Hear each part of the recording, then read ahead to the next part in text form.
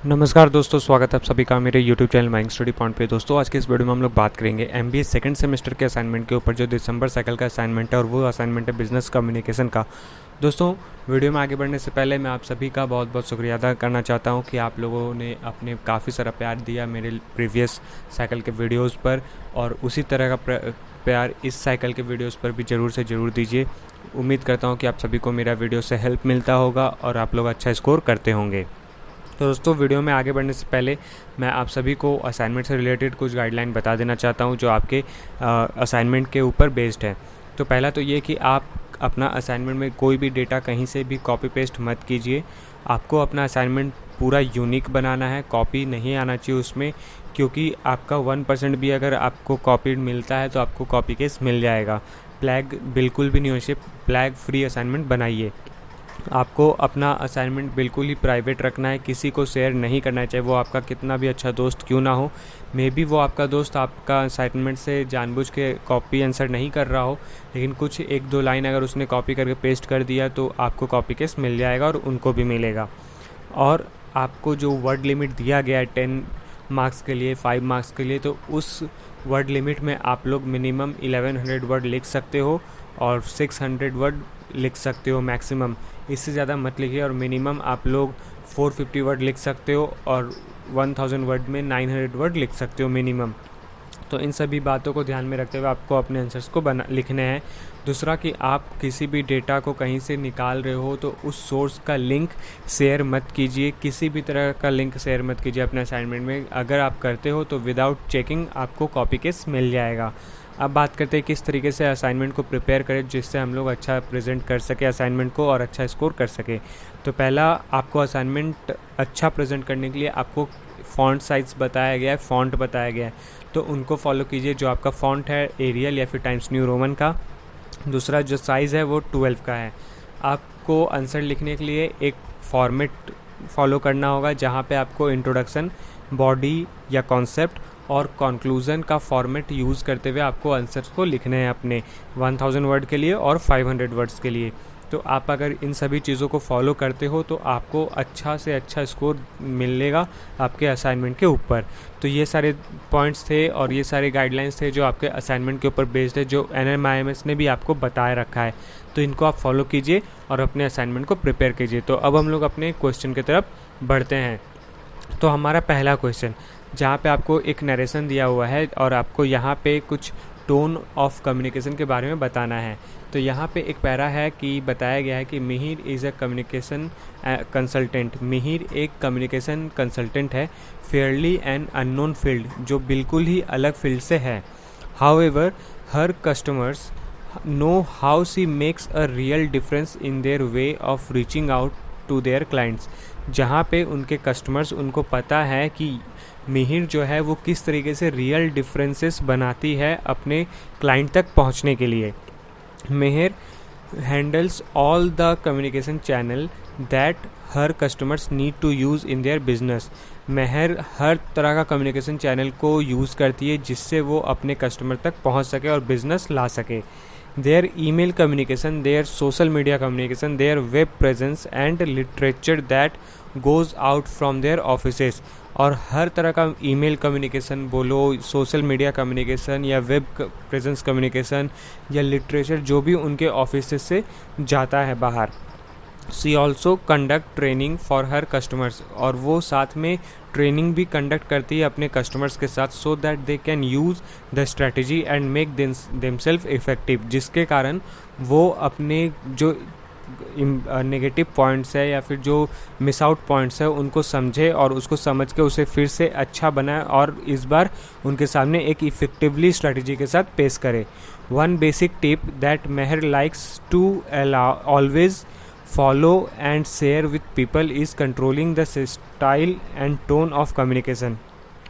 दूसरा, मेहर जो है वो बहुत ज़्यादा पसंद करती है और हमेशा उसे फॉलो करती है कि वो लोगों से किस स्टाइल में बात कर रही है और किस कंट्रोल में बात कर रही है और क्या टोन है उसका बात करने का। Considering this case, please share the rules और strategies that you covered about controlling the style and tone of communication. तो इस केस के आधार पर आपको रूल्स और स्ट्रेटजीज़ बताना है जो आपने अपने कोर्स के टाइम पे controlling the style and tone of communication के अंदर पढ़ा है, तो इसके बारे में बताना है। तो दोस्तों इसका जो पेज रेफरेंस है वो ई बुक हार्ड बुक में दिया हुआ है, लेकिन जब मैंने ये क्वेश्चन पढ़ा और क्वेश्चन पढ़ने के बाद उस बुक में गया तो उस बुक में मुझको बहुत ज़्यादा इम्पैक्टफुल आंसर्स देखने को नहीं मिला। तो मेरा आपके तरफ से एक सजेशन रहेगा कि अगर आप गूगल करके या फिर दूसरा कोई वेबसाइट को फॉलो करके अपने आंसर्स को लिखते हो, याद रखिए आंसर्स को लिखना है, आपको कॉपी पेस्ट नहीं करना है। आप उस आंसर्स को अपने वर्ड में लिखिए। जैसे कि कहीं पे अगर लिखा हुआ है कि my name is Mayank Sao, तो आपको वहाँ पे लिखना है आई एम मयंक साव, मतलब कि आपको उसे चेंज भी करके लिखना है, तो हूबहू कॉपी करके नहीं लिखना है। तो इनका यूज़ करके आप लोग समझिए किस तरीके से आपको आंसर्स लिखने हैं, क्योंकि मुझे आपके बुक में बहुत ज़्यादा प्रेफरेबल आंसर देखने को नहीं मिला, लेकिन फिर भी आपको मैं पेज रेफरेंस देना ज़रूरी चाहूँगा। तो यहाँ पे हम लोग ई बुक के अंदर 57 पेज नंबर और 274 पेज नंबर के अंदर चलते हैं। तो सबसे पहले हम लोग 57 पेज नंबर के अंदर चलते हैं। तो 57 में adapting to your audience, controlling your style and tone, इसके बारे में बताया गया है। तो आप इसे पढ़िए पूरा का पूरा और पढ़कर समझिए और इसे अपने वर्ड में लिखने की कोशिश कीजिए। 1000 वर्ड के लिए आप लोग इसमें ज़्यादा लिख सकते हो, लेकिन एकदम भी ज़्यादा नहीं लिखना है। 1100 मैक्सिमम है, इससे ज़्यादा लिखने मत जाइएगा वरना कॉपी चेक नहीं होगा। तो कोशिश कीजिए कि 1100 से कम ही आप लिखें। एक ये है और दूसरा है 274 पेज के अंदर 274, वहाँ पे आपको controlling your style and tone के बारे में भी एक पैसेज दिया हुआ है, जिसको आप पढ़कर आप अपने हिसाब से आंसर्स को बता सकते हो। और मुझको जनरली अगर मैं बात करूँ तो मुझको बहुत ज़्यादा कुछ खास समझ में नहीं आया कि इसके अंदर कुछ ऐसा पॉइंट है जो हम अपने क्वेश्चन के अंदर रेफ़र कर सकते। तो आप मोस्ट प्रोबेबली अगर गूगल करते हो तो वहाँ पे आपको काफ़ी सारे एग्जांपल्स देखने को मिल जाएंगे, जहाँ से आप अपने आंसर्स को बता सकते हो कि हम लोग किस तरह का टोन और स्टाइल कंट्रोल करेंगे और कैसे करेंगे। तो ये तो था आपका पहला क्वेश्चन का आंसर। दूसरा क्वेश्चन के लिए हम लोग चलते हैं। तो अब यहाँ पे एक और पैसेज दिया हुआ है जहाँ पे आपको एक लेटर लिखना है और आर्कोलॉजिकल सर्वे के ऊपर लिखना है। तो यहाँ पे ये बताया गया कि Praful is a working for research institute as research associate.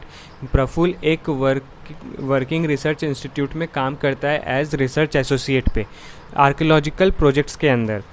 As a part of his job, Praful needs to write to various departments of the government।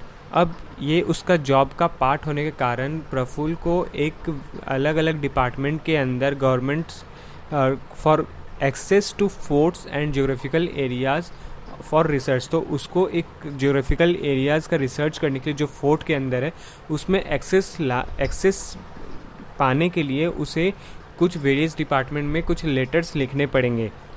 Help Praful to develop a routine request draft towards asking for information and action to these departments. Write the letter to archaeological survey of India about visiting 2 forts in 6 months।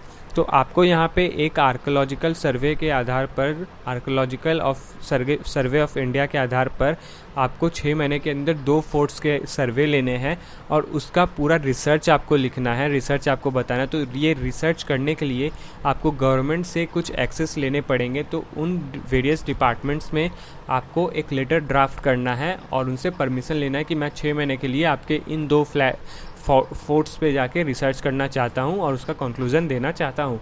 तो ये letter आपको एक अच्छे तरीके से लिखकर आपको present करना है अपने क्वेश्चन नंबर 2 के लिए।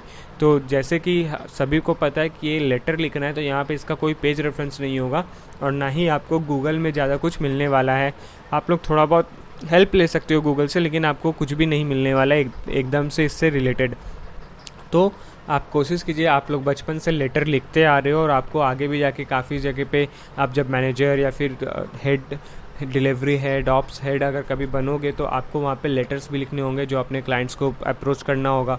तो वो चीज़ आपको यहाँ से समझना होगा और आपको लेटर लिखने का बखूबी आता है तो आप लोग ज़रूर लिखिए। यहाँ पे आपको लेटर लिखना है 1000 वर्ड के लिए। तो ये क्वेश्चन नंबर 2 आपका सॉल्व हो गया। क्वेश्चन नंबर 3 ए और बी के लिए हम लोग को एक और पैसेज दिया हुआ है जहाँ पे आपसे 2 क्वेश्चंस पूछा गया है।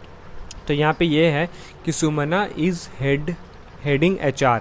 सुमना एज एक HR हेड है फॉर अ PR एजेंसी। एक PR एजेंसी जो एक बड़े सिटी में है वहाँ की वो हेडिंग HR है, हेड HR है। She is rather known for being bluntly honest, जहाँ पे लोग उसे एक ब्लुएंटली ऑनेस्ट के रूप में भी देखते हैं। However she is always appreciated for being logical, जहाँ पे वो हमेशा अप्रिसिएशन पाती है अपने लोगों से कि वो एक लॉजिकल तरीके से काम करती है. While she will be honest in her negative feedback about performance reviews or when rejecting any job application, और वो अपने उन कामों में भी जो बहुत ज़्यादा ऑनेस्ट रहती है, जहाँ पे उसको एक नेगेटिव फीडबैक देना होता है एक परफॉर्मेंस रिव्यूज़ के ऊपर, और साथ में एक रिजेक्टिंग एनी जॉब एप्लीकेशन, वो जॉब एप्लीकेशन क्यों रिजेक्ट हो रहा है उसके ऊपर भी. अगर आप में से कोई HR है जो मेरी ये वीडियो देख रही है या फिर HRM कर रही है, तो आपको भी यहाँ से पता चलता होगा कि, या फिर आपको भी यहाँ से हेल्प मिलेगा कि हम लोग को किस तरीके से अप्रोच करना चाहिए कि अगर किसी को लेटर, हम लोग को रिजेक्शन लेटर भेजना है तो कैसे भेजें, अगर किसी का परफॉर्मेंस रिव्यूज़, अगर नेगेटिव परफॉर्मेंस रिव्यू देना है तो कैसे दें. यहाँ से आपको अंडरस्टैंडिंग भी देखने को मिलेगा. और अगर आप HR हो और अगर ऐसा आपका काम है, रोल है, और आप ऐसा नहीं करते हो, क्योंकि काफ़ी सारे ऐसे स्टूडेंट्स होते हैं, ऐसे लोग होते हैं जो एक रिप्लाई डिज़र्व करते हैं, जिन्होंने काफ़ी टाइम अप्लाई किया है लेकिन उनको किसी भी तरह का रिस्पॉन्ड नहीं मिल रहा है. तो आप अगर HR डोमेन से हो तो प्लीज़ आप अपने एंड से उनको रिप्लाई ज़रूर कीजिएगा, क्योंकि वो एक रिप्लाई कम से कम डिज़र्व करते हैं, चाहे वो रिजेक्शन का हो चाहे वो अप्रिसिएशन का हो. तो प्लीज़ आप उनको नेक्स्ट टाइम पे ज़रूर से ज़रूर रिप्लाई कीजिएगा. सी ऑलवेज गिव्स क्लियर रीजंस, जो हमेशा एक क्लियर रीज़न देती थी उन जॉब एप्लीकेशन के रिजेक्शन पे और नेगेटिव फीडबैक के ऊपर, which work as positive feedback, और जो एक पॉजिटिव फीडबैक का काम करता था रिसीवर्स के लिए. In light of this answer the questions are following. Put 4th strategies for effectively rejecting job application. आपको इसके अंदर किन्हीं 4 स्ट्रैटेजीज़ के बारे में बताना है जो इफ़ेक्टिवली रिजेक्टिंग जॉब एप्लीकेशन के ऊपर बेस्ड है.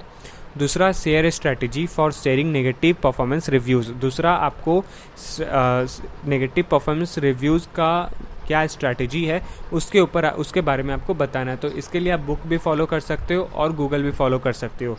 बुक फॉलो करते हो तो आपको सभी चीज़ें नहीं लिखनी है, उसमें से कुछ नई चीज़ें लिखिए. और अगर गूगल और बुक दोनों फॉलो करके लिखते हो तो आपको जो सबसे बेस्ट लगता है कि ये पॉइंट्स हम लोग दे सकते हैं, तो उन पॉइंट्स का यूज़ कीजिएगा.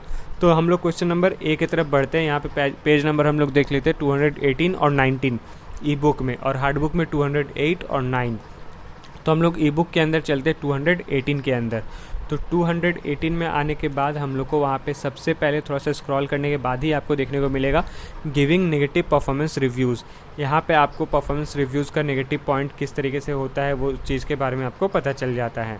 और दूसरा, तो ठीक उसके ऊपर जो ये आपको पॉइंट्स दिख रहा है, ये पॉइंट आपका आता है effective message rejecting a job applicant. जब आप जॉब एप्लीकेंट का मैसेज को रिजेक्ट कर रहे हो या फिर मेल को रिजेक्ट कर रहे हो, तो आपको इनमें से किसी 4 पॉइंट्स के बारे में अच्छे से एलेबरेट करके बताना है. तो इन सभी चीज़ों को आप यहाँ से लिख सकते हो. तो मैंने आपको ई बुक, हार्ड बुक दोनों का पेज रेफरेंस दे दिया. और इसी के साथ हमारा क्वेश्चन नंबर 1, 2 और 3A, B का सवाल का जवाब मैंने आपको दे दिया. तो वीडियो को पूरा देख लेकर आपका बहुत बहुत धन्यवाद.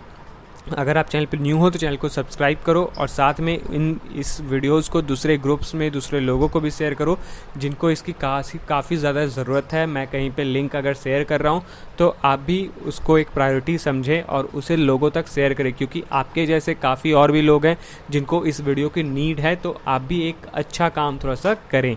तो वीडियो को देख लेकर आपका बहुत बहुत धन्यवाद.